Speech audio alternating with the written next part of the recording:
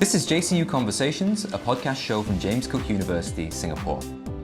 Tune in as we ask experts in the industry more about their lives and their approach to success. Subscribe on Apple Podcasts, Spotify, or wherever you get your podcasts. Let's listen to today's episode. Hi, my name is Vania Halim. I'm the current president for the Student Council of James Cook University, Singapore. Our guest today is Professor Chris Rudd, OBE. Professor Chris is the Deputy Vice Chancellor and Head of Campus at James Cook University, Singapore. He has more than 18 years of experience in international education leadership and has played a key role in shaping the strategic direction of the Singapore campus of James Cook University. Welcome, Professor Chris, and thank you for doing this. Thank you, Vania. I'm very happy to be here. Okay, so Prof. Chris, could you tell us about your journey to becoming a Vice Chancellor and what inspired you to transition into the leadership roles within the academic world? Yeah, so that's a great question. I'm reminded of the name of an Irish tune here called Tripping Upstairs, because that's how I would kind of describe my journey, in that, people from a more conventional background might have been nursing this burning ambition, for half their lives to be a university leader, but it kind of happened by accident, so it turned out that I was a reasonably effective researcher and, could get money and attract talent and get people to work together. And so at some point I got tapped on the shoulder saying, why don't you come upstairs, Chris, and, join the senior leaders. And I didn't screw anything up too badly. So that kept progressing and I followed my nose. Simple as that. So it just happened and you just went with the flow? Yeah. The opportunities came by and mostly I grabbed them and I guess mostly I caught them. Okay. So, could you share some insights into the unique challenges and opportunities you've encountered while leading an educational institute in China and Singapore? Of course there are huge challenges because of, intercultural complexities and local regulations and all of that. But I think what I would like to try and reflect on a bit is more like the learning experiences. And I would say I probably learned more spending the last 10 years in Asia, from let's say a management and communication point of view than I did in, the previous 25 years.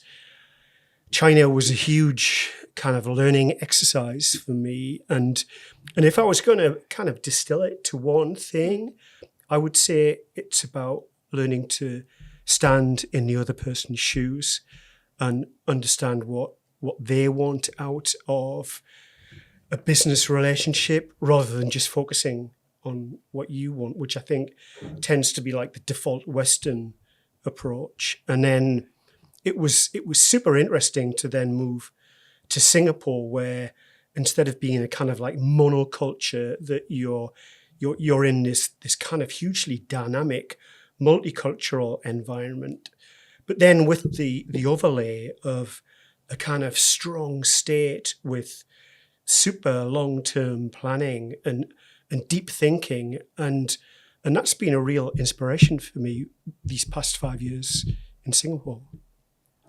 Does it mean you've spent 5 years in China and then 5 years in Singapore? More or less, yeah. Damn. Okay. So it's how do you envision the role of a modern university in today's changing world? The world is constantly evolving. Yeah. So even in the 5 years I've been here, right, which presumably overlays with your time in JCU, more or less 100%. Yeah. We've seen massive changes, right? Yes. First of all, COVID, which made us just completely rethink and then re-engineer how we delivered our business model. And then, of course, over the past 12 to 18 months, the eruption of AI on our landscape, forcing us to really think long and deep about how that's going to impact on our marketing, our branding, our student services, but of course, most of all, our education programs. And so what I would say is, from both of those kind of game-changing events, that the modern university needs to be more flexible. It needs to be more porous in terms of talent coming in and out, and the relationship with industry and business being reframed. And then, of course, the idea of place being a bit less important, where you do your learning, where you do your teaching from, where you're conducting research. And so I think we've got to be a lot more free thinking about the role of the modern university. I see. So is it more like instead of like defining that this is where we should be heading, it's also more like you're trying to just play by ear? You just go with the flow because we don't know what's going to happen next season. What's the next? We don't know what's going to happen next, but I don't think we can play it by ear. I think that we've got to get ahead of the curve in exactly the same way that we did with our response to COVID. When we saw it coming, and we took a pretty bold decision early on to shift everything online, and staff responded, and they worked really hard, and they delivered a really high quality operation. In the same way, I think the way that we respond to AI and other regional opportunities, we've got to be ahead of the game. I see. Can you share some of the key achievements or milestones that JCU Singapore has reached under your leadership? Yeah, I think the period that we're all going to remember is 2020 and the first half of 2021, when, being brutally honest, at one point I didn't know whether we were still going to have a business in 12 months' time. And in fact, a small group of us sat around the table and drew up a mitigation plan if we had to wind up the business in Singapore. Not a lot of people know that. And I'm very happy that plan never saw the light of day. But the fact that we did think through all these different scenarios and figured out that if we were going to survive, then we needed to respond early and decisively, but that we needed to take the community with us, communicating and over-communicating with staff and students and stakeholders so that people knew what was happening. They recognized the uncertainties, but they were, they had a measure of confidence that we were managing and mitigating to the extent that we could. I see. Damn. No, I didn't. Because I came into JCU Singapore around the latter half of 2020 as well.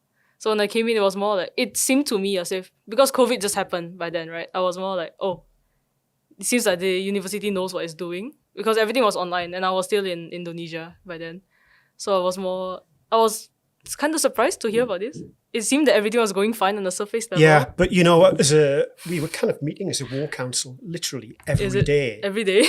And looking at the numbers and looking at the guidelines and looking at the progression of the vaccine developments and just wargaming literally on a 24-hour cycle.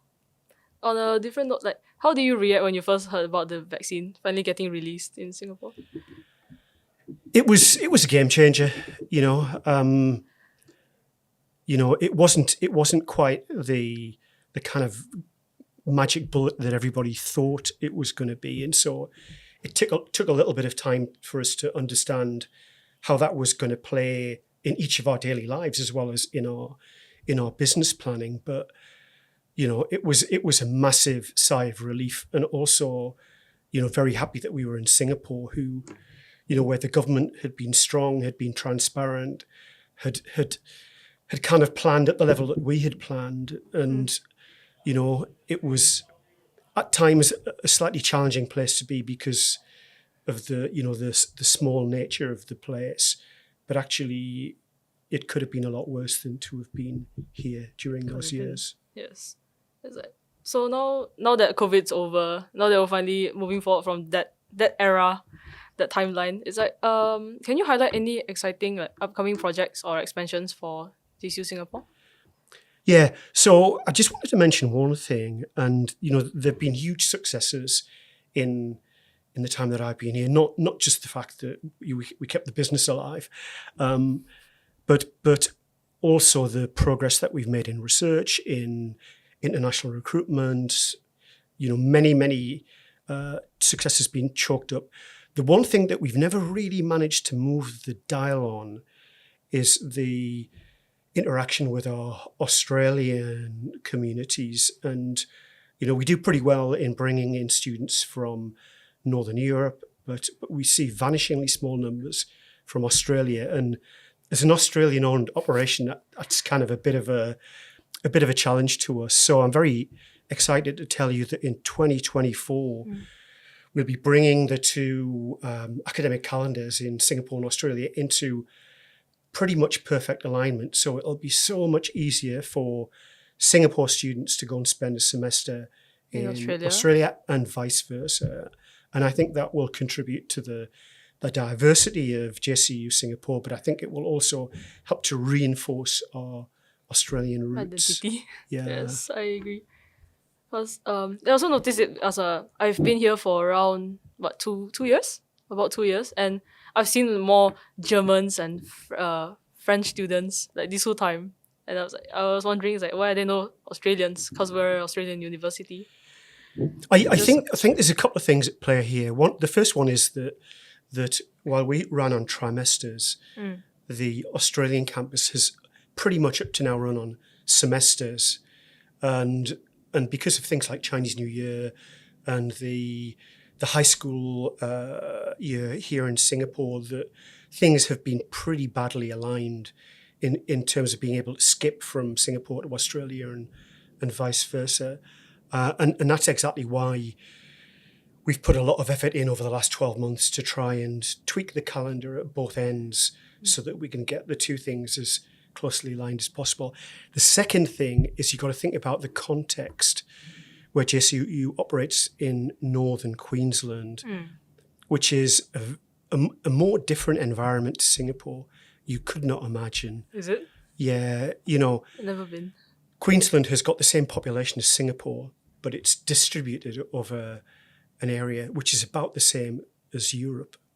So, that's 5 million people. That's a lot of land. It's a very different learning environment, operating environment, business environment.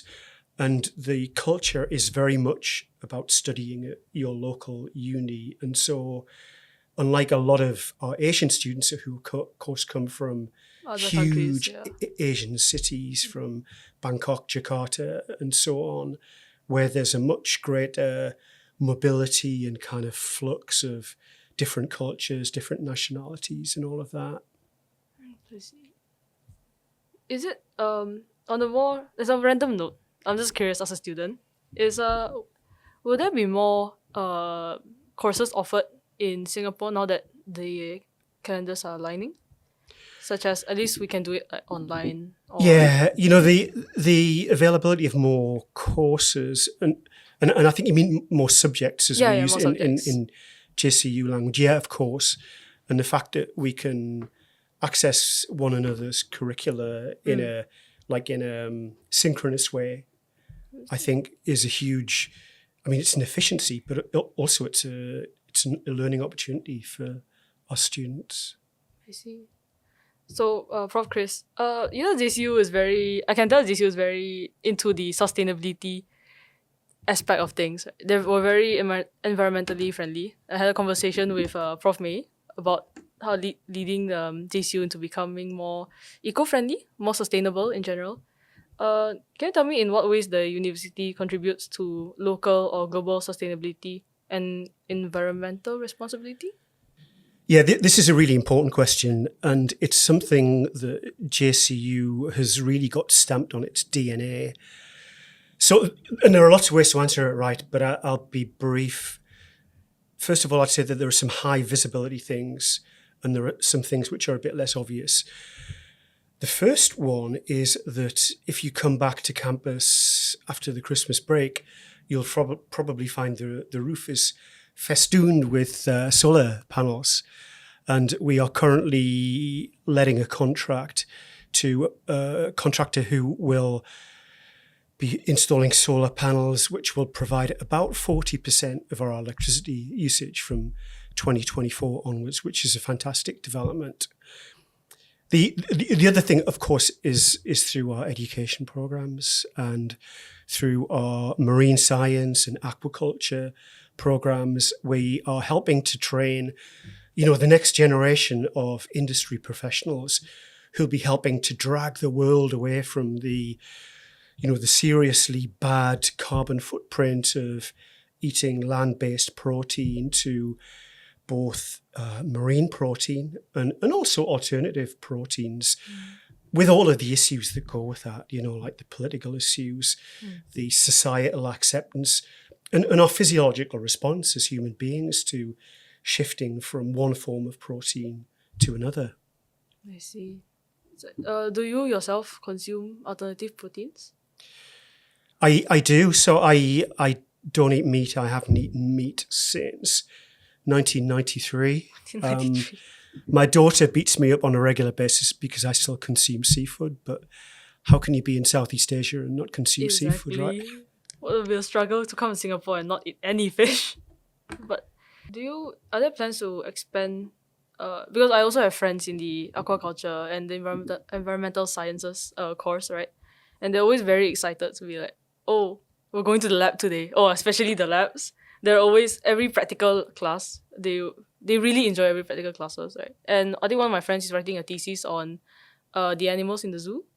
So I was going to bring it up. It's like, I think the course itself is quite new in Singapore, is it? Yes, relatively new. That's why.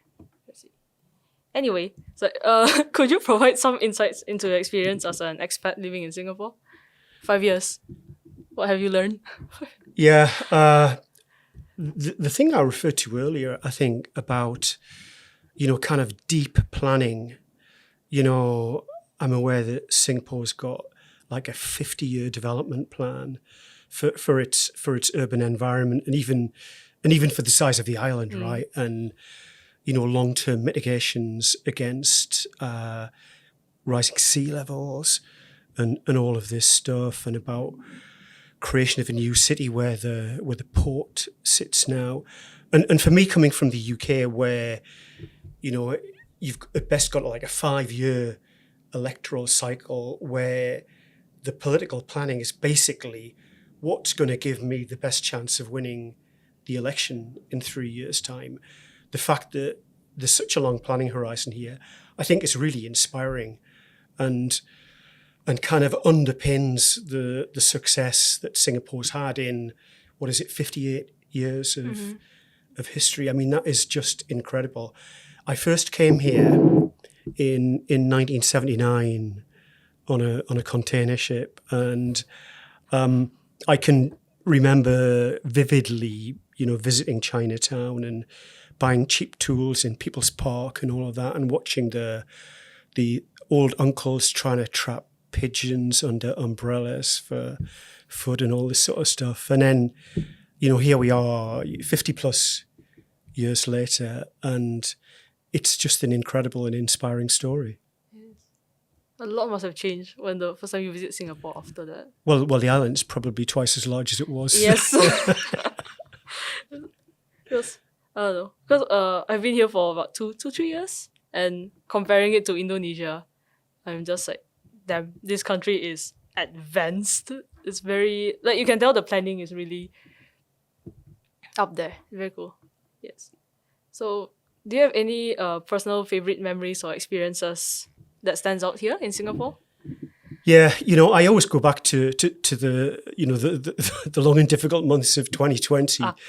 And I grew up in a small northeast town in the UK, living like 5 minutes from the beach, and sort of living in a small terraced house. The beach was like, my playground, my living laboratory, my backyard, and all those things. And so being able to come here and live at the East Coast and have the same access to the seaside and the kind of like, the soothing qualities that brings, but also like the recreation, running, biking, skating, whatever, really has been an important kind of anchor for me during this time. And during the period of the lockdown when we weren't even encouraged to travel downtown, it was great just to be able to have that access and go and breathe the fresh air. And there were downsides as well, because of course we saw all the plastics trash piling up on the beach. So with my one permitted hour of recreation, I'd go and take a black sack and go and clean a bit of area of beach and feel like, at least I'd done something of value that day. I think our students, the clubs are also very active in helping the beach. As you mentioned before, the beach cleanups, the kayak and clean, I think the event is called. Yeah. So, Prof. Chris, I'm 21. Right now I'm 21. So if you were able to travel back in time, what advice would you give your 21-year-old self? Yeah, okay. So, full disclosure, when I was 21, I was just starting out my degree program, and like you seem to be finishing up. And because I'd come from a non-traditional background, right? I didn't come through A-levels or anything like that. I came from basically a marine engineering apprenticeship. I had a little bit of a sense of imposter syndrome when I arrived at uni, and kind of, constantly asking myself whether I really belonged there. And without having any kind of really inspiring mentorship, I had to kind of learn myself that even though, I was mixing with people from privileged backgrounds, from famous schools and all of that, that, my presence was every bit as valid as theirs. And that if I worked hard and gave my best shot, that, I could be every bit as successful as they could. And I wish somebody had told me that. Thank you, Professor Chris. I think this has been a fantastic discussion. And thank you so much for being here with us today. Where can our listeners find you online? So if you're sufficiently persistent, you can find me on social media. I don't have a particularly high profile, but LinkedIn, Instagram and Twitter have all got accounts linked to my name. I see. Okay. And thank you for today, Prof. Chris. And Thank thank you. you for you guys for listening.